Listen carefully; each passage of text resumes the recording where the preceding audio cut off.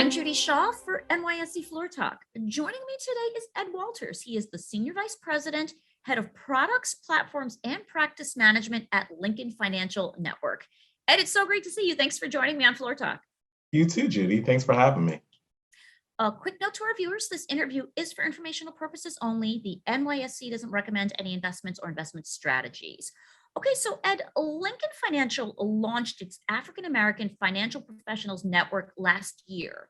Can you tell us a little bit about the network and why Lincoln decided to create this? Why was it important? Last April of 2021, we launched the AFP, the African American Financial Professionals Network, and really to address the needs of our financial advisors that are African American and making sure they have the right resources and the opportunities in order to grow their businesses and their practices. But in addition, there's an opportunity for us to recruit both advisors, bring them on board, and actually to grow new financial advisors as well.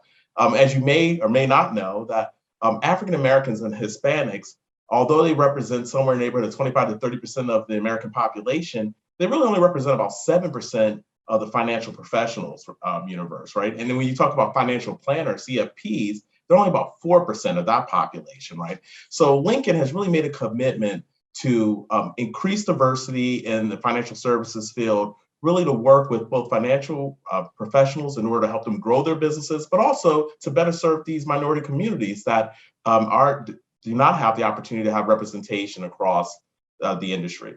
A big part of that is because they're not aware of the services that are available. They don't know any financial professionals. So we're looking at other opportunities as well, and how do we communicate with them and how do we better serve that community? And we believe that having financial professionals that represent that population makes the most sense. Now, LFN and the AFFPN recently announced a new partnership with CHIP professionals. Can you share a little bit about the partnership and the reason for partnering? Sure, yeah, CHIP is something we're really enthusiastic about, right? So we've worked with Dana Wilson, the founder of CHIP, in order to engage through a digital technology platform to engage clients and advisors, right? So this platform allows advisors to have profiles out in the marketplace that are really targeted towards minority populations and helps to connect the right advisor, the best fit advisor with the client's needs, right? So you can really align what services and what opportunities you have from an advisor with what clients need. And we're really focused on going to where the clients are. So the digital marketplace is really how people are starting to engage.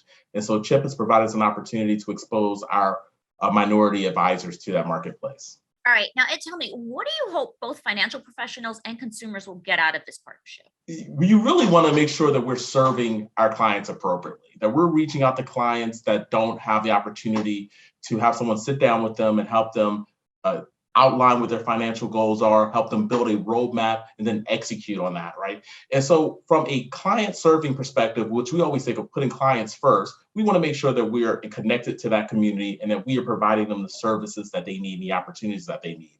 From a financial professionals perspective, we're looking at ways to better connect them with those communities. How do we best serve in those communities? And how do we help you to grow your practices? So that's really the opportunity that we're looking at from CHIP's perspective. Okay. And finally, Ed, why are initiatives like the AFFPN and this new partnership important for the financial planning industry? Well, the reason is because there's a population of Americans that really are underserved in the financial services space. And in addition to that, they're underrepresented. Now, that's a combination of this circle that goes around and around, right? They're underrepresented and they're underserved. And there's really a real opportunity for us to create both growth opportunities there, to serve both growth opportunities, right? So in addition to the AFPN organization that we started last year, we also started an organization called Linkable. We partnered with the Urban League of Philadelphia to launch a program called Linkable. And with Linkable, we're really working with high school students to expose them to financial services. We mentor them. We provide them with internships. We explain to them financial relationships so they understand. These are seniors that are getting ready to go to college. They understand the process of managing their resources and getting resources while they're in college. And we're really trying to demystify financial services. What we think this will do is create two things: an opportunity for us to recruit the best and brightest talent out of our city, and the other opportunity is to help them to be very prepared for different alternatives for employment, as well as financial management. So they'll go into college with an understanding of how resources should be managed and have an idea of what tools and resources are available to them so that they can succeed in life. So we look at AAFPN the same way, right? That how do we put the right tools in front of our advisors? And CHIP happens to be a tool that we're utilizing today. And we look at Linkable as a way, how do we better serve that next upcoming leader, right? That high school student that may embrace this industry. Myself, I got into financial services because I had a cousin who was a professional in the industry, and I would show up to his office every Friday afternoon to kind of try to bum a ride home from school. And I unknowingly was just absorbing this information about what was happening in the markets and the interaction he had with his colleagues while I was studying myself.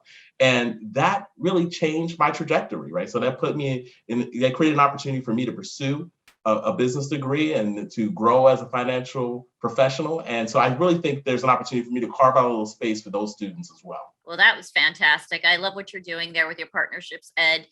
Thank you so much for joining me on Floor Talk. It's been wonderful to talk with you. Awesome. You too. Thank you.